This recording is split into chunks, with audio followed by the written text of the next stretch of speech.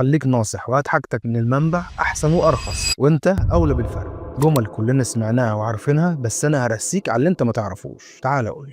تعال.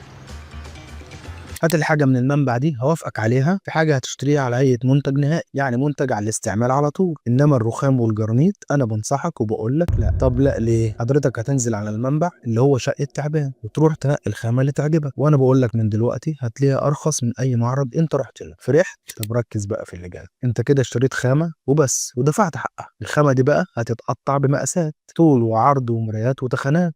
رايح فين؟ ادفع بقى حق التصنيع لان ده خارج السعر الاولاني. مبروك، انت كده خلصت. وفعلا المكان هنا ارخص من اي معرض او شركه، بس معلش بقى محتاجين عربيه توديك لحد مكانك، اصلها مش هتتحط في شنطه عربيتك او على السقف. وصلت بالسلامه والحمد لله السواق ما خدش مطب فحته اتكسرت منه، او انت مثلا نسيت حاجه في مكان التصنيع، او حتى الصنايعي ما غلطش في مقاس. هات حد بقى يطلع لك الحاجه في شقتك وادفع لرابع مره. الحاجه طلعت سليمه، هات بقى الصنايعي اللي هيقاولك وتدفع لخامس مره. ده اصلا لو الصنايعي كان ميعاده مظبوط. ده غير انه ممكن يغلط في التركيب وقطعه تتكسر منه، واكيد هيجيب العيب في الخامه. واحيانا فعلا الخامه بيكون فيها عيوب ممكن تعدي على عميل واحيانا صنايعي، لكن ما تعديش على تاجر. شفت بقى اخره الرخيص؟ وقف عليك اغلى غير العطله والمشاكل. اشتري راحتك وتعامل مع شركه تكون ثقه. ولو عايزني اساعدك ابعت لي رساله وهتواصل معاك. واسمع نصيحتي